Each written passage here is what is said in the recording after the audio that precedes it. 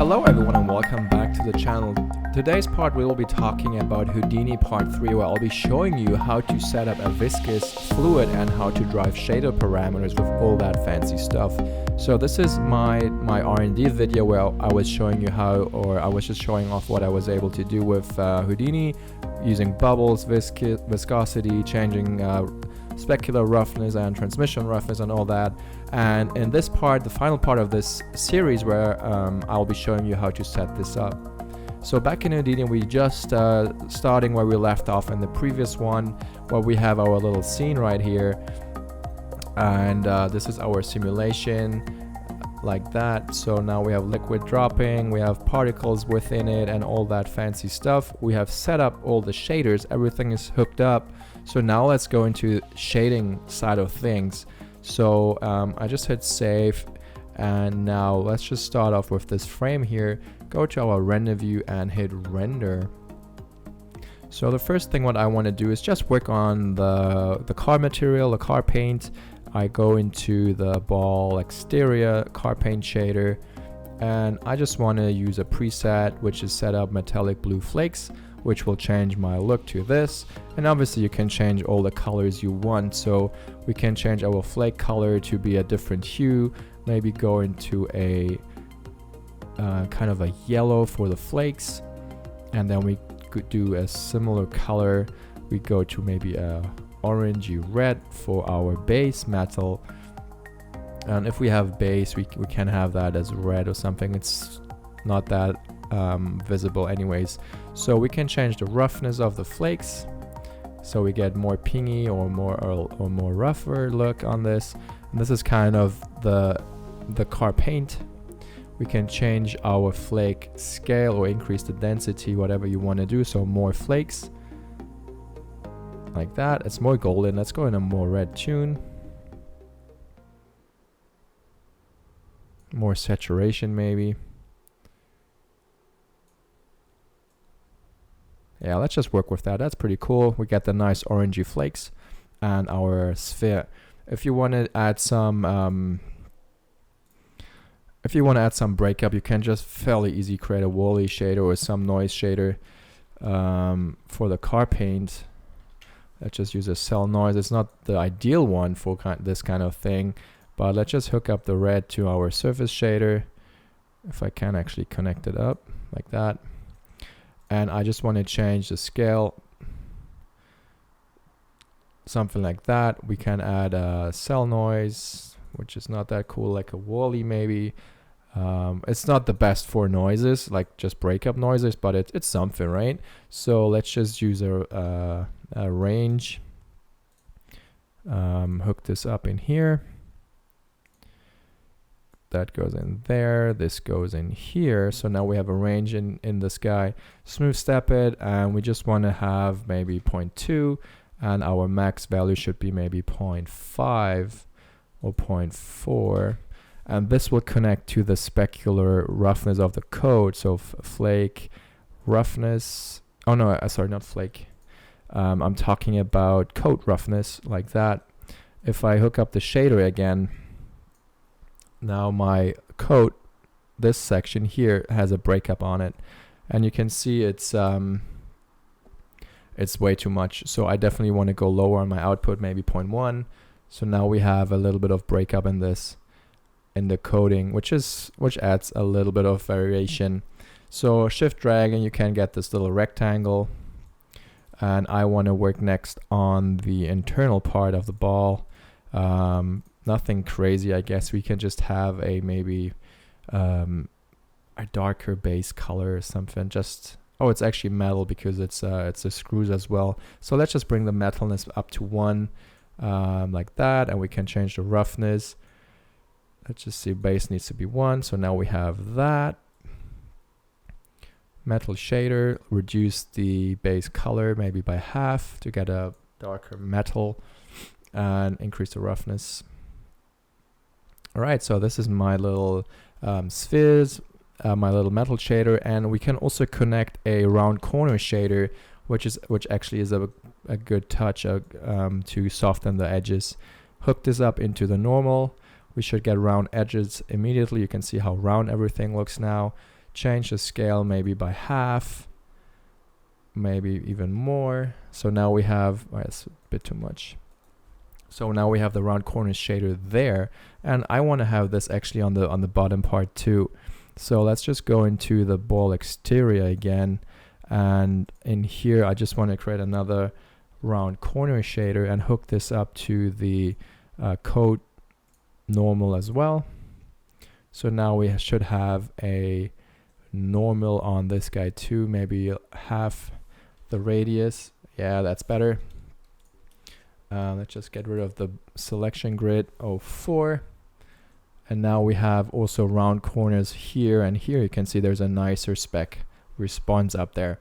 All right, next thing would be our little liquid shader. So let's go into the liquid, go into the shader, and make sure we set it up for a liquid shader. So right now we have really dark shadows, and let's see if we enable the transmission, the shadows should go away. This is new in Arnold. It's automatically changing the opaque switch for you if the surface is transmissive. So let's just make sure that we have no base color. Bring in the transmission like that. And now we have a liquid of maybe 1.4 in roughness. And let's just change our refraction color maybe to something blue like we had in the video. Some saturation. Something like that. And then we can play around with the depth. So if I have a depth of 1 or higher, you can see that my color is changing. So if you have a low depth value, colors get changed based on thickness of the material. If we go to a later frame where we have more liquid, we should see that more obvious happening. So now you can see it gets really thick like that, and you can definitely just change this up by adjusting the scatter or the depth, whatever you want to do for this. I think it's too saturated, so we can just reduce the saturation on the shader and make sure we have a lower depth, maybe 3. So now it gets super thick. And the next thing we would need to do is, right now it's actually intersecting with our sphere, which is not ideal because my collision grid was maybe a bit too large. So what we can do now is we can just scale down our collision object and see what that looks then. So let's just go quickly to the stop the render and go to the collision object like this. And I just want to create a transform, hook it up like that, view from this instead. And if I scale this down, you can see it's getting smaller. And now we should not have these intersections anymore. Let's see if that's true. Yeah, so now it's not intersecting anymore. If you want it to be intersecting, you can make it larger. So we can go on 1.1 maybe, see how that looks like. And now, okay, that was way too much. Let's just go lower. So this is 1. I just want to have it slightly larger to take care of those intersections and see if this looks better. It does not. So let's just go maybe on 0.9 and be done with that, and just work on the shader some more. Okay, so now that's the liquid on top. 0.95. All right, so now let's focus on reading those shader values, right? So you can actually see the bubbles now appearing too, which is pretty cool. But we need some more work on the bubbles, but let's just first work on the liquid. So if I load in user data float, I can actually look at the age. So I want to read the age parameter, and I just want to hook this guy up to my surface color. So now we can see our ages in here. If I hit I for my inspector, this is the age, and it gets older or like a bigger value. So now we have a value of 0.7, 1.7. And based on the age, I want to drive, let's say I want to drive the specular roughness. So I can range it. I can hook it up. So float goes in my input, and then I hook this up to RGB like that. And I want to say whatever is kind of this gray value, 0.5 should be should be a value of 0. So I can say my minimum input value 0.5. So everything based on that is black. And then I can say whatever is, we can play around with that, I guess. If I reduce this a bit, if I reduce my output max, then this is my maximum output color. So everything older than 1 will get a maximum color or response of 0.5. So I will clamp those values. Oh, I need to enable smooth stepping. So everything gets this roughness when it hits a certain age, right? So this is how you would control the specular roughness fall off. And you can play around with a bit of those values a bit to scale or to stretch it, whatever you want to do. So this is now a softer transition from 0, and then it's going up to 0.5. We can go maybe to 0.6, bit more fall off here. And if I hook this up to my specular roughness, let's just rename the range here to be specular roughness, like that. And we just hook this up to, oops, not this guy. We want to hook up the out red channel to my spec roughness. And let's see how the shader looks like now. So shiny, shiny, shiny. And then we always got to move it slightly so it's updating. And then you can see now it's shiny up here, and then it gets really thick on the bottom here. It might be, again, too strong, so we can go maybe 0.4. So we just have some kind of shininess on here, which we have right now. And the next thing to do is obviously play around with the scatter. So I like scatter because it adds some thickness to a liquid. You can see now the more I boost it up, the thicker and solid that material gets. And you can change it up. You can add a color to this. We can go to like a cyan blue, something like that. Let's try a value of 1.5. So this is kind of now solid, and I like that. So I can just copy this color. Copy parameter, and I will just create a color correct node, fairly easy, and I'll paste that color in here, paste value, so I have the same color, which is not the same color. Did I not copy the correct one? I gotta copy this guy. Copy parameter, paste values, there we go. And I want to hook this up to the scatter, transmission scatter color, like that. So this is now hooked up. We get the same result. And now I want to drive this with a mask, and I want to drive the multiplier with that, or just something to control it, right? So if I would multiply it, I can just connect the age in here, for instance, and have this on 0, so this is clear, and then I'm just driving it until it's a certain value, which will then get the correct color I need. So all I gotta do a user data again, user data read. Let's just hook this up first so we can see what we're dealing with here. And I want to read now viscosity from the shader, and you can see if I hit I for my inspector, it starts at 0.005. And then it goes up to like crazy high numbers, right? So it's emitting light currently. So I want to range it again like that with a simple range, and I want to open it up, connect the float, or connect actually not the float, but connect it there, and use this as the multiply. Oops. Like a multiply like that. And before we do that, before we visualize that, I want to hook it up to the surface shader. So now I can just easily control what we want to do here. So it should be not viscous, not thick for a long time. So we can go maybe up to maybe 0.01. It should be fairly black, and then our maximum input is, I think, 1,000. Like that. So now everything is pretty much, we got to clamp it though. So everything is now 0, not viscous, and then when it gets thicker, we slowly fade to 1. So we can just go lower, maybe 500, and then all these things are now a value of 1. So they should get thick already, and then you can just change, reduce this amount, and you're specifying at which viscosity the shader should be fully thick, or like have that thick value we specified.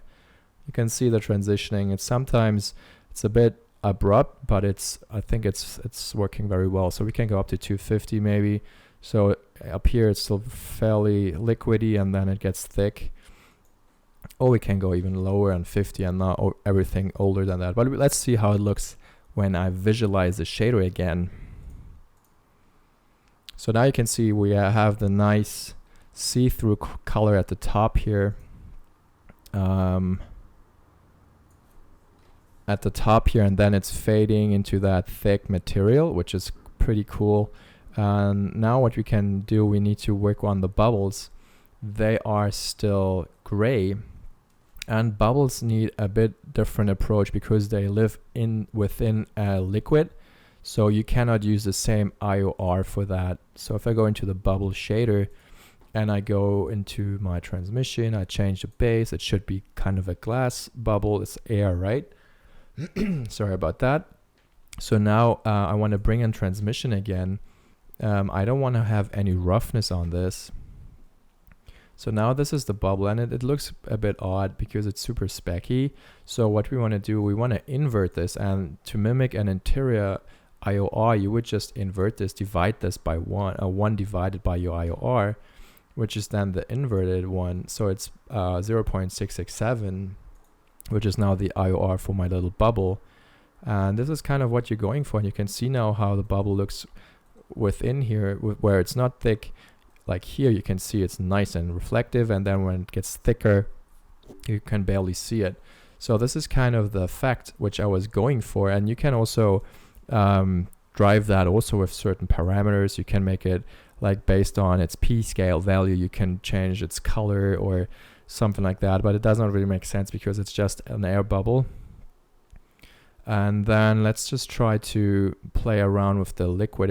I still think it's too saturated, so you would just play around now with the saturation values. So you can just render this little region here, change the saturation, or you can play with the depth values, whatever you think is a better approach to deal with this.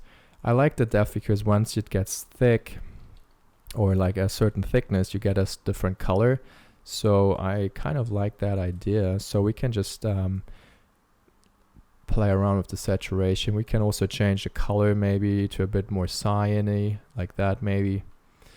And the cool thing now with my approach of the color correct, if you don't like the thickness I have right now, you can just go in here and change your value.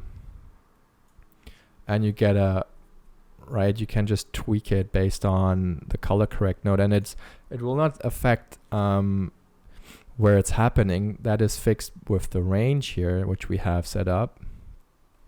But you can just change the color. You can change a totally different color based on this. So we can go maybe for a green where it gets really thick, like it's more like a goo or whatever. And this is a pretty neat way of doing this.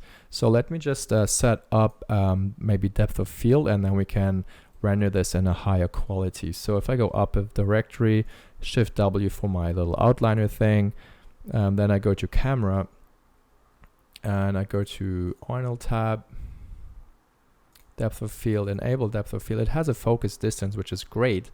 And the focal focus distance is based off this little handle. If I select the camera, it's based off this little endpoint, so I can just position this where I need it to be, right on the surface, I guess, maybe right there. So that's now you can see the focus distance is changing based on that. And if I go to the render view and I change my aperture once I start the render, you should see something happening. So let's just say I focus on this little region here. I change my aperture, and you can see now whatever is in focus, what is out of focus gets super blurry. And now we just need to get our correct focal point. So let me just split this view. Let's just stop the render for now. And we just split the view on the right. And we just add a render view here.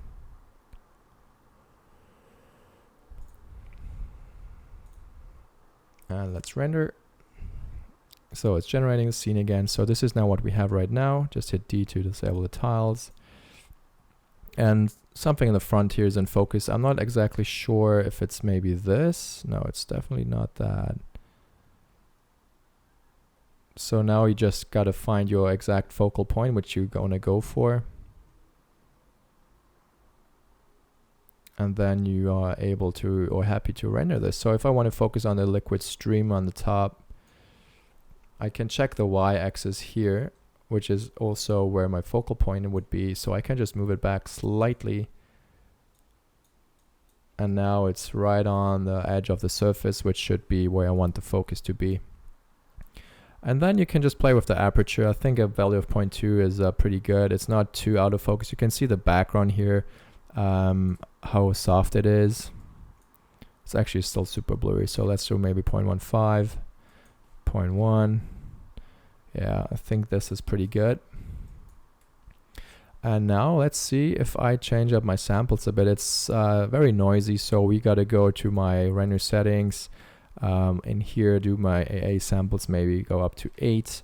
We want to definitely have spec and transmission samples pretty high.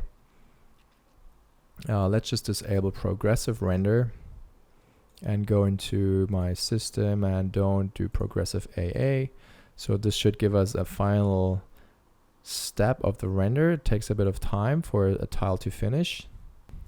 Alrighty, so this is now the rendered result we have. It's pretty close to what we had originally in this guy. It's a bit brighter for sure, but it's kind of the same. So obviously there goes some creativity up, which you can just adjust and make it look nicer, have different values. You can drive noises with all that. So all of this is possible, and there's nothing really scientific about it. You just got to go in there and play. And to render out a sequence, what I did, I clicked that little button up here where you can just specify a range, and then it just renders it out to disk. If you want to have a denoise AUV, you would need to go to output and make sure output variance is on, and you can also add a few AUVs if you need to by hitting the plus thing here, and you have a drop down of your AUVs you want to output. So let's say you want to have your specular direct, you can just create that and it will get output as well. And that is basically it. You just obviously you got to specify what you want to do, OpenEXR format. And this is kind of all the magic there is. So if I go back to my shading nodes in the liquid, let's just recap quickly what all of this is. It's actually Control B. There we go. So this is reading in age, so let's just rename this to age. So that's reading that, and this is viscosity actually. And then we're just remapping this. This is driving our multiplier in the color correct. So this is our scatter color for the transmissive scatter attribute. And then we're driving the specular roughness just based on the age, which is set up a certain way. And based on age, we have a liquid, and then when it gets older than a certain threshold, we get that effect there. So obviously, if you want to render the whole thing, go ahead, do that, and maybe feel free to share your results online, share it on Instagram or on YouTube or wherever. I'm happy to see what you guys come up with. And yeah, so again, if you want to follow along, all of this is on Patreon as well, like the source files and the scene files. You can get the render and all that from my Patreon account. And obviously, if you have any questions, feel free to ask on any of my networks where I'm available on, and as well on Udemy. I have a Katana course and a dedicated Arnold fundamental course, which should be interesting for any software package you use. It might be interesting for Katana, for Houdini, for Cinema 4D, for Max, because Arnold is so versatile. It's a core plugin, and all what I'm showing you guys is how to use the fundamentals of it, you can use these techniques in any of those software packages. As you can see now, as the render is finishing up, we get actually a nice thick result here, especially where you have buildup of materials. You get this nice solid look. So yeah, you get this really thick cyan color where it's really solid now, but you still get the nice and liquidy beginning of that, right? You get this nice clear liquid on top, and everything works very well together. And I think this is a very nice way to illustrate viscous fluids. So thank you guys for watching this tutorial in Houdini. This is a really fun package and really fun software to play around with. So thank you guys for watching this 3-part tutorial on viscous fluids and how to drive your shader parameters with that. So thanks again, and then I will see you in the next video.